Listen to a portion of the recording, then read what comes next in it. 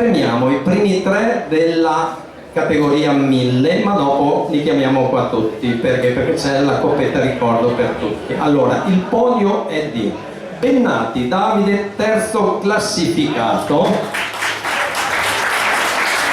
Facchinello e lì, adesso acceleriamo veloci, quindi avvicinatevi. Secondo classificato, Zampata vincente nell'ultima manche con un 3.41 che è un gran bel tempo. Vince la categoria 1000 Michael Alt, che lo sapete, se non lo sapete ve lo dico, è stato designato quest'anno ad essere un po' il coordinatore del gruppo della 1000. Quindi adesso andiamo avanti a chiamare tutti gli altri classificati, che sono Pietro Raffin,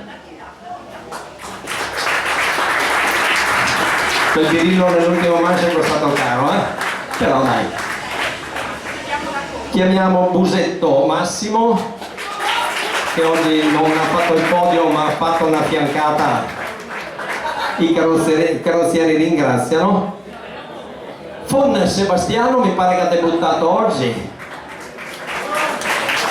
Pozza Pietro, anche lui mi sembra debuttato oggi. Moro Elia, alla seconda esperienza. Gianluca Bernardi. Attenzione che la classifica è molto breve, non c'è 50 secondi dal primo all'ultimo, e non Luca Bernardi dovrebbe esserci, eccolo qua. Anche lui questa sera va a dormire in tutta, ha detto non la tolgo per la settimana. E Scorziero Dennis, chiamo qua anche Gilberto Tubiano, lo conoscete bene, che è un po' il papà di questo progetto, perché si sta specializzando, si sta specializzando con questi giovani. Quindi una bella foto con tutti quanti. L'ho detto prima alle verifiche, chi di solito crea problemi all'equilibrio del nostro ambiente sono tutti quelli con i capelli bianchi.